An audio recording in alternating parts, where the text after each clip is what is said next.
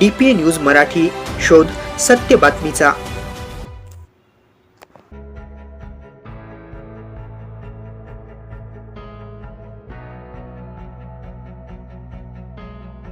घनसावंगीतील Chanakya English school येथे चिमुकल्यांनी भरवला आनंद महोत्सव. मोठ्या प्रमाणात विद्यार्थ्यांनी सहभाग नोंदवला. उभा केलेल्या व्यवसायातून 2 पैसा हातात मिळाल्यानंतर चिमुकल्यांचा आनंद गगनात मावेनासा झाला. यावेळी पालकांनी देखील मोठ्या प्रमाणात प्रतिसाद दिला व मोठ्या प्रमाणात उपस्थिती लावली.